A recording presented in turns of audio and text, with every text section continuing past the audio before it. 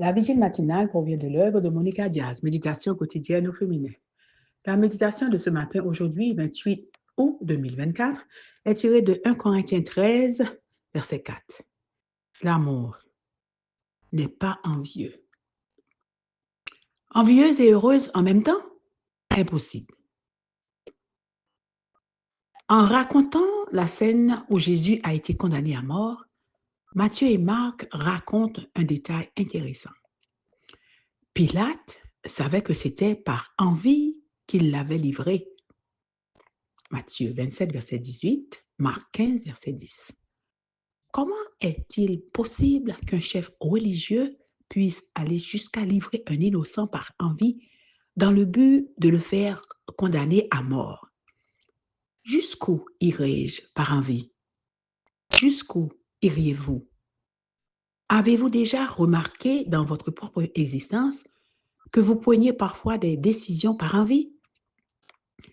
De grands personnages bibliques ont pris de mauvaises décisions à cause de l'envie.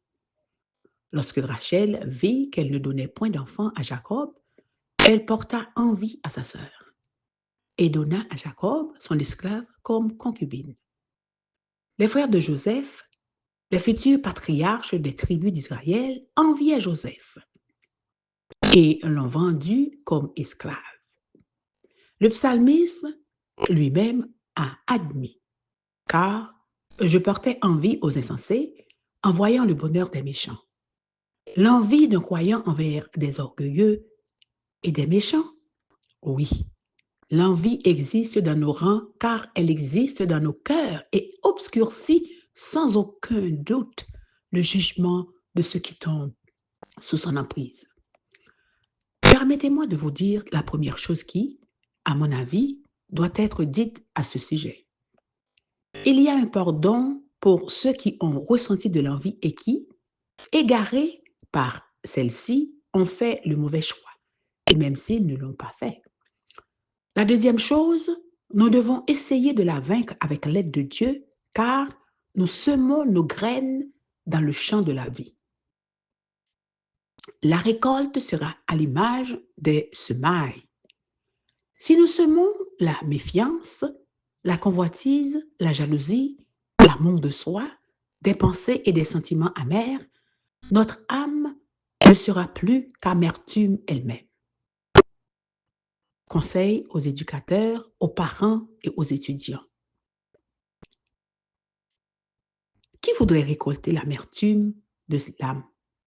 C'est pourquoi il est si important de comprendre comment fonctionne cette mauvaise herbe appelée envie et de réussir à l'arracher de notre cœur avec l'aide de Dieu afin que nous puissions nous épanouir à être des femmes vertueuses.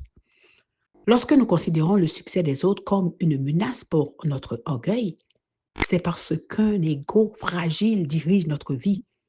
C'est sur lui que nous devons travailler afin qu'il se sente à l'aise et en sécurité en Christ, duquel nous pouvons réellement tirer une image équilibrée de nous-mêmes. L'humilité, la foi et l'amour sont la clé des qualités qui viennent de Dieu.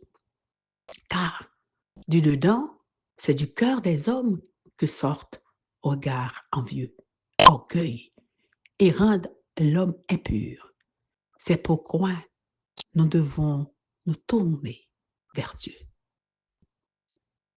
C'est pourquoi nous devons nous tourner vers Dieu. L'amour n'est pas envieux. Amen, amen, amen. Envieuse et heureuse en même temps? Impossible. Que Dieu vous bénisse.